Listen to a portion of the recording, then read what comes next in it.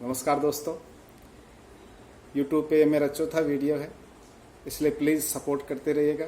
साथ ही चैनल को सब्सक्राइब करना मत भूलिएगा। आज हमारे देश के पूर्व राष्ट्रपति, महान वैज्ञानिक, महान व्यक्तित्व डॉक्टर अब्दुल कलाम साहब और महान संत तुलसीदास जी की पुण्यतिथि है।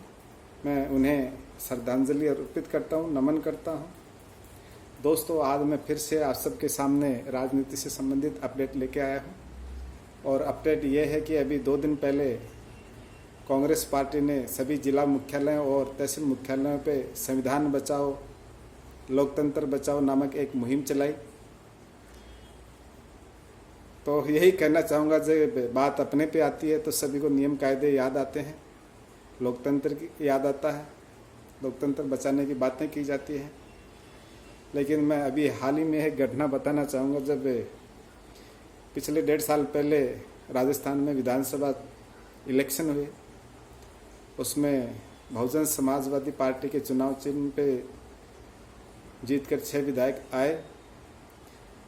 इसी कांग्रेस पार्टी ने उन्हें किसी भी तरह से प्रलोभन दिया या कुछ और लालच दिया, अपने खेमे में शामिल किया, जबकि बसपा विधायकों को उनकी पार्टी से सख्त निर्देश था कि अपनी पार्टी में रहें और पार्टी के फैसले का पालन करें। लेकिन ना तो विधायकों ने अपनी पार्टी सुप्रीमो की सुनी और ना उन्होंने ये सोचा कि जनता ने हमें बसपा के चुनाव चुन के भेजा है, तो ना उन्होंने जनता की भावनाओं की कदर की। सब अपने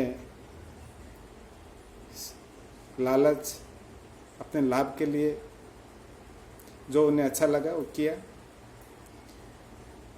जब आप किसी दूसरे दलों के नेताओं को, विधायकों को अपने पाले में लाते हैं, तब लोकतंत्र की याद नहीं रहती, संविधान का आपको ख्याल नहीं रहता। जब आपके अपने विधायक आपसे नाराज होके जा रहे हैं, तब आप लोकतंत्र बचाने की बात कर रहे हैं, आपको संविधान की याद आ रही है। मैं आप सभी दोस्तों को बताना चाहूँगा कि जब हमारे पूर्व प्रधानमंत्री श्री अटल बिहारी वाजपेयी साहब की सरकार को सिर्फ 1 वोट से गिरा दिया गया, तब लोकतंत्र का इस पार्टी को ख्याल नहीं रहा। उन्हें जरा भी ख्याल नहीं रहा कि देश में अगर मध्यवर्ती चुनाव होते हैं तो देश का कितना बड़ा नुकसान होगा, कितना भार आम जनता पे पड़ेगा। लेकिन क्या इस पार्टी ने ऐसा किया? तो ये आज जो भी हो रहा है वो इसी से सीखे हुए लोग हैं जो इनके खिलाफ आज कर रहे हैं। इसमें कोई नई बात नहीं है, जनता सब समझती है। कुछ प्रशंसक हो सकते हैं, सभी के होते हैं, वो अपने अपने हिसाब से अपनी राय जाहिर करते हैं, उन्हें अधिकार है।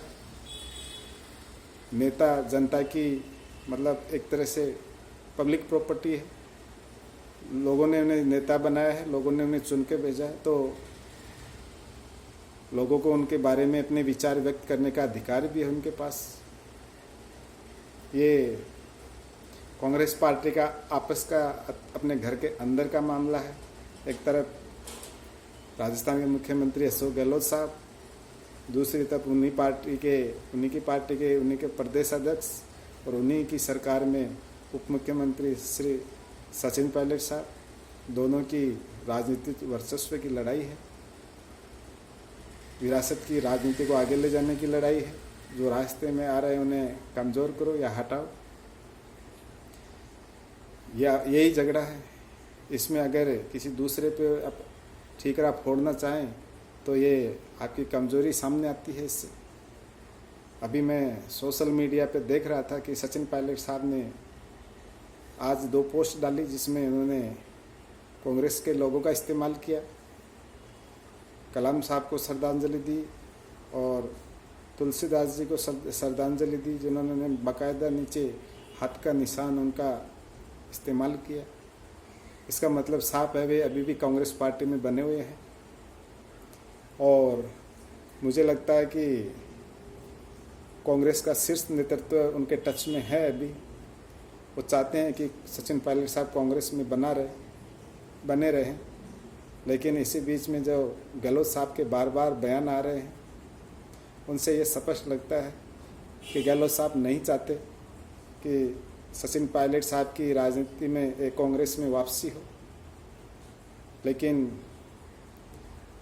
जो कांग्रेस के को पसंद करते हैं, कांग्रेस के साथ ईमानदारी से जुड़े हुए हैं, उन्हें सबको पता है कि अगर सचिन जैसा नेता चला जाता है तो कांग्रेस को इसका भारी खामियाजा भुगतना पड़ेगा, और ये सही भी है। तो कांग्रेस का नेतृत्व अगर दोनों नेताओं में सुलह करवाता है तो कांग्रेस पार्टी और उनके आम कार्यकर्ताओं के लिए खुशी की बात होगी। किसी एक नेता की व्यक्तिगत फायदे के लिए पूरी पार्टी का नुकसान करना कहीं से भी समझदारी वाली बात नहीं है। मैं राजस्थान के सीकर नीमका थाना से आता हूं और मेरे विधायक माननीय सुरेश मोदी साहब जो इस समय सचिन पायलट जी के साथ हैं, मैं उनके कमिटमेंट की, मैं उनके निर्णय की कदर करता हूं और मेरे दिल में उनके लिए हमेशा मान सम्मान रहा है, और उनके इस फैसले से जो उन्होंने दोस्ती निभाई उससे उनके प्रति और भी मेरी श्रद्धा बढ़ी है। कुछ क्षेत्र के मेरे दोस्त हैं जिन्हें मैं व्यक्तिगत रूप से भी जानता हूं, उनसे नाराज़ हैं और अपनी नाराज़गी सोशल मीडिया पर वे प्रकट कर रहे हैं। मैं सभी दोस्तों से कहना चाहता हूं कि हमने विधायक साहब को अपने क्षेत्र के विकास के लिए चुना और 5 साल वे ही रहेंगे। हमने उनको सब ने मिल के जिताया, चाहे वो किसी भी जाति से संबंधित हो, सब ने बढ़ चढ़ के उनको वोट दिया। तो अभी हमें 5 साल तक उनसे काम लेना है। अगर आपकी के दिल में उनके प्रति कोई नाराज़गी है तो जब नेक्स्ट टाइम चुनाव होंगे वो अपनी नाराज़गी वहाँ दिखाइएगा। आपका वोट आपके पास है, वहाँ में इस्तेमाल कीजिएगा। लेकिन फ़िलहाल इस तरह से बहिष्कार की बातें करना मैं कहीं से भी समझदारी वाला डिसीजन नहीं मानता हूँ। और ऊंचे जो कद के नेता हैं गहलोत साहब, सचिन पायलट साहब, उनके साथ हम जैसे आम कार्यकर्ताओं का कोई संपर्क नहीं होता है। हम सिर्फ अपनी पसंद नापसंद के हिसाब से उन्हें फॉलो करते हैं और इनके अलावा हमारी उनके साथ कोई टचिंग नहीं है।